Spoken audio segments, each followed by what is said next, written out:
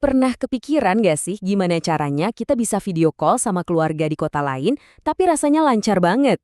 Nah, di balik setiap klik, setiap swipe yang kita lakukan, sebenarnya ada sebuah arsitektur raksasa yang bekerja tanpa kita sadari. Dan di bahasan kali ini, kita bakal bongkar siapa arsitek di balik internet Indonesia yang bikin semua itu jadi mungkin. Oke, kita mulai dari sebuah pertanyaan yang kelihatannya sepele, tapi jawabannya itu bakal membawa kita langsung ke jantung sistem internet di Indonesia. Kedengarannya logis banget kan? Ya iyalah, Jakarta sama Bali kan sama-sama di Indonesia. Tapi, tunggu dulu. Di dunia digital, dekat secara geografis itu belum tentu rutenya paling pendek loh. Tanpa ada arsitektur yang pintar, email kamu dari Jakarta ke Bali itu bisa-bisanya liburan dulu ke Singapura atau Hong Kong baru deh nyampe ke tujuan. Boros banget kan? Nah, lihat deh perbedaannya di sini. Di kiri, itu cara lama yang ribet dan boros. Data kita dipaksa jalan-jalan ke luar negeri dulu. Sementara di kanan, cara cerdas yang super efisien, di mana data langsung ngacir di dalam negeri. Ini bukan sulap, bukan sihir, tapi ini hasil rekayasa yang canggih. Pertanyaannya, siapa sih insinyur di baliknya? Jawabannya ada pada satu organisasi yang mungkin namanya jarang banget kamu dengar. Tapi perannya, wah, itu krusial banget buat setiap detik yang kamu habiskan di dunia maya. Kenalkan, ini dia APJII, singkatan dari Asosiasi Penyelenggara Jasa Internet Indonesia. Gampangnya gini deh, anggap aja mereka ini semacam persatuannya semua penyedia internet di Indonesia. Dari yang raksasa sampai yang kecil, semuanya kumpul dan kerja bareng buat membangun dan merawat fondasi digital negara kita. Seberapa besar sih mereka? Coba lihat angka ini, 1.482.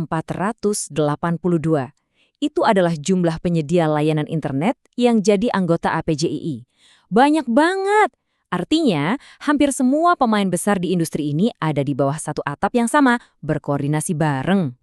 Dan gak cuman itu loh, mereka juga ngurusin alokasi alamat IP buat lebih dari 4.200 organisasi.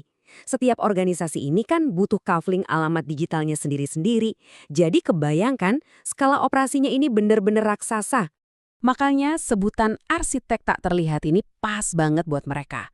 Mereka emang nggak nyusun bata dan semen, tapi mereka yang ngerancang cetak biru digitalnya, jalur-jalurnya, aturannya, strukturnya yang bikin internet Indonesia bisa berdiri kokoh dan jalan dengan efisien. Sekarang kita bedah yuk mahakarya pertama dari para arsitek ini.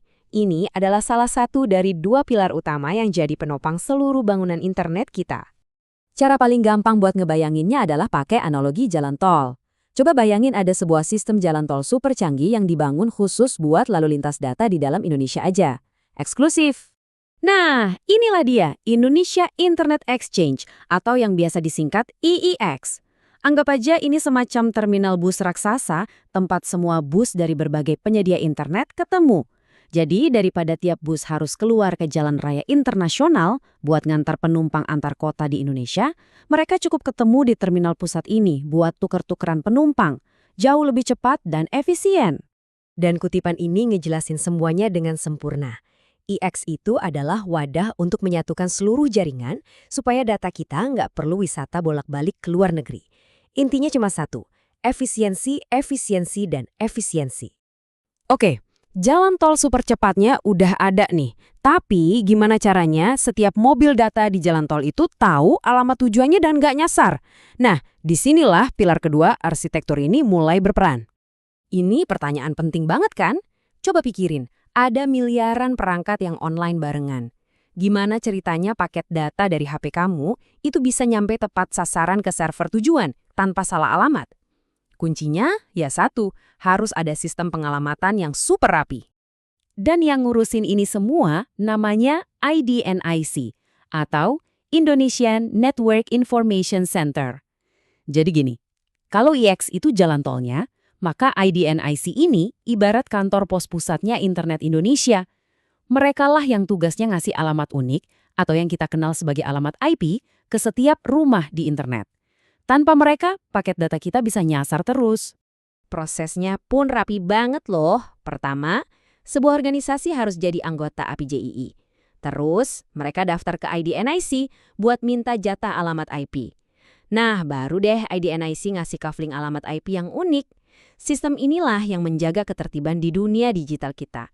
Jadi nggak ada tuh yang namanya alamat double atau tabrakan. Oke, kita udah ngobrolin soal IIX, soal ID and IC. Kedengarannya teknis banget ya. Tapi ujung-ujungnya apa sih artinya ini semua buat kita? Pengguna biasa? Apa dampaknya pas kita lagi browsing, streaming, atau kerja online setiap hari? Nah, ini dia intinya buat kita semua. Berkat arsitektur APJII ini, waktu kamu akses situs berita lokal atau buka aplikasi mobile banking, data kamu nggak perlu muter-muter ke luar negeri lagi. Hasilnya, tentu aja koneksi jadi lebih ngebut dan stabil. Lebih dari itu, ini artinya kita membangun ekosistem digital Indonesia yang lebih kuat dan mandiri. Tentu aja, para penyedia internetnya sendiri juga dapat banyak keuntungan. Mereka jadi lebih fleksibel, bisa saling belajar dari para ahli, dan bisa kolaborasi di satu komunitas yang solid. Dan kalau industrinya sehat dan kolaboratif, pada akhirnya yang diuntungkan siapa? Ya kita juga sebagai pengguna. Jadi, lain kali pas kamu lagi enak-enaknya streaming film atau video call tanpa putus-putus, coba deh ingat sejenak para arsitek tak terlihat seperti APJII ini. Merekalah yang merancang jalan tol dan buku alamat digital yang kita nikmati setiap hari. Dan ini jadi bikin mikir ya, di negara kamu, kira-kira siapa ya arsitek di balik layar yang menjaga dunia digital tetap berputar?